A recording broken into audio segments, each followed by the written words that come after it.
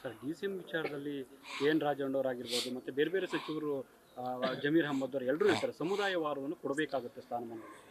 ನೋಡಿ, ಎಲ್ಲರಿಗೂ ನನಗೆ ನಾನಿರ್ಬೋದು, ಬೇರೆ ನಮ್ಮ ಹಿರಿಯ ನಾಯಕರಿರ್ಬೋದು, ಕಿರಿಯ ನಾಯಕರಿರ್ಬೋದು, ಕಾರ್ಯಕರ್ತರಿರ್ಬೋದು, ಏನೇ ಹೇಳಬೇಕಂದ್ರೂ ಕೂಡ ಸೂಕ್ತವಾದಂಥ ವೇದಿಕೆಯಲ್ಲಿ ಹೇಳಿದ್ರೆ ಒಳ್ಳೆಯದು. ಹೋಗಿ ವರಿಷ್ಠರ ಹತ್ರ ಭೇಟಿಯಾಗಿ ಏನೇ ನೀವು CM ಮಾಡಬೇಕಾ DCM ಮಾಡ್ಕೊಳ್ಬೇಕಾ ಹೇಳ್ಕೊಳ್ಳಿ. ಎಲ್ಲರದು ಅವರವ್ರ ಅಭಿಪ್ರಾಯ ಹೇಳ್ಕೊಳ್ಳೋಕ್ಕೆ ಸ್ವಾತಂತ್ರ್ಯ ಇದೆ. ಹಾಗಿದ್ರೆ ಎಲ್ಲರಿಗೂ DCM ಮಾಡಿಬಿಡಿ. ಇವಾಗ ನಾವು ಮಾಡಬೇಕಾಗಿರೋ ಕೆಲಸ ಏನು? ನಮ್ಮ ಸರ್ಕಾರದ ಏನು ಯೋಜನೆಗಳಿದೆ ಜನರಿಗೆ ತಲುಪಿಸ್ಬೇಕು. ಆಯ್ತು, ನಾವೆಲ್ಲ ಇಷ್ಟು ಜನ ಇದ್ವಲ್ಲ, ನಮ್ಮ ಜವಾಬ್ದಾರಿ ಏನಿತ್ತು? ಲೀಡ್ ಕೊಡೋದು, ನಮ್ಮ ಕ್ಯಾಂಡಿಡೇಟಿಗೆ ಆರಿಸ್ತಾರದು. DCM ಹುದ್ದೆ ಕೊಟ್ಟ ತಕ್ಷಣ ನಮ್ಮ ಸಮುದಾಯಗಳೆಲ್ಲ ನಮ್ಮ ಜೊತೆ ಬರುತ್ತಾ? ಜನರು ಅದನ್ನು ಒಪ್ಪಿಬಿಟ್ಟು ಜಿಲ್ಲೆ ಒಂದು ಸೈಡ್ ಆಗಿಬಿಡುತ್ತಾ? ಹಾಗಾಗಿ ಹಂಗೆ ಇದ್ದಿದ್ರೆ ಯಾರೂ ಚುನಾವಣೆನೇ ಸೋಲ್ತಾ ಇರಲಿಲ್ಲಲ್ಲ. ಸ್ವಲ್ಪ ನಮ್ಮ ಎಲ್ಲ BJP ಇರ್ಬೋದು, ಕಾಂಗ್ರೆಸ್ ಇರ್ಬೋದು, ನಾವಿರ್ಬೋದು, ಎಲ್ಲರೂ ಆತ್ಮಾವಲೋಕನ ಮಾಡ್ಕೋಬೇಕಾಗ್ತದೆ ಚುನಾವಣೆ ಆದಮೇಲೆ.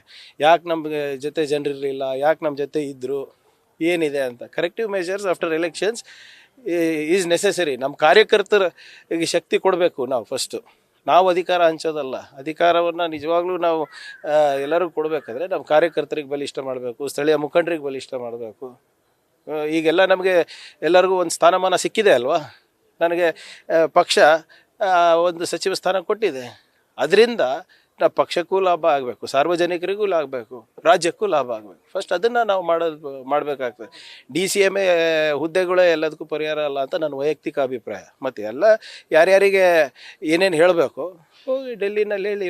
27ನೇ ತಾರೀಕು ಇದೆ ಅಲ್ಲ, ವರಿಷ್ಠರ ಹತ್ರ ಮಾತಾಡಲಿ, ತೊಂದರೆ ಏನಿಲ್ಲ ಅಲ್ಲ. AICC ಅಧ್ಯಕ್ಷರ ಸನ್ಮಾನ ಕಾರ್ಯಕ್ರಮ ಇಲ್ಲ, ಅದನ್ನು ಏನು ಚರ್ಚೆ ಇಲ್ಲ. ಯಾಕಂದ್ರೆ ನಮ್ಮ ಭಾಗದಲ್ಲಿ ಏನು ಈ ಆರ್ಟಿಕಲ್ 371J ಬಂದು 10 ವರ್ಷ ಆಗಿದೆ.